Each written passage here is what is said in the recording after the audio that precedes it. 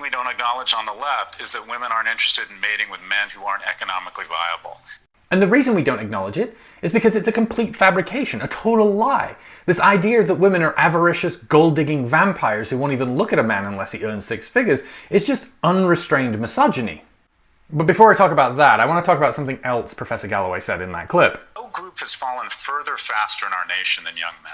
And the context here is regarding women who are attaining greater levels of education and more financial success, with Galloway saying that young men as a result have fallen off, except, like his earlier comment, this is also not true.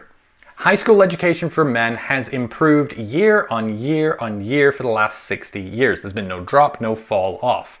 Now you will notice around 2000 that women start to pull ahead of men.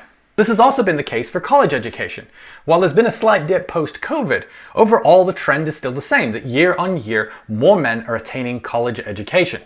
And while women are attaining those levels of education at higher rates, this starts to feel like the video I did on Lego patriarchy, where even though men are advancing and gaining higher levels of education, because they are no longer the front runners and women have pulled ahead, that suddenly it feels like oppression.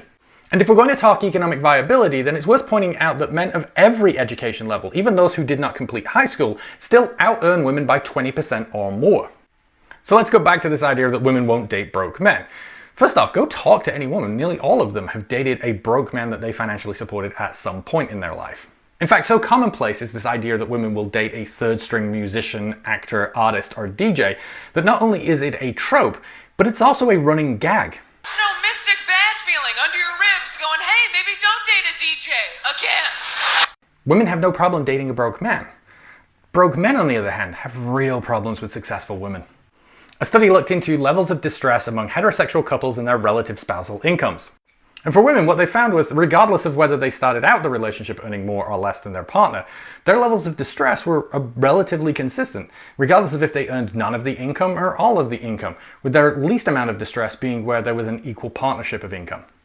But for men who start out earning more than their wives, if their wives suddenly start earning more than they do, their distress levels go through the frickin' roof. But interestingly, that curve going down is men who started relationships where their wives already out-earned them. They're perfectly content and their stress levels only go up as they're asked to share more of the financial burden. Understandable. So men are just as economically viable as they always have been, and women will continue to date broke men. The issue they can no longer afford is their misogyny. It is their insecurities, not their bank account, that is preventing them from having successful relationships.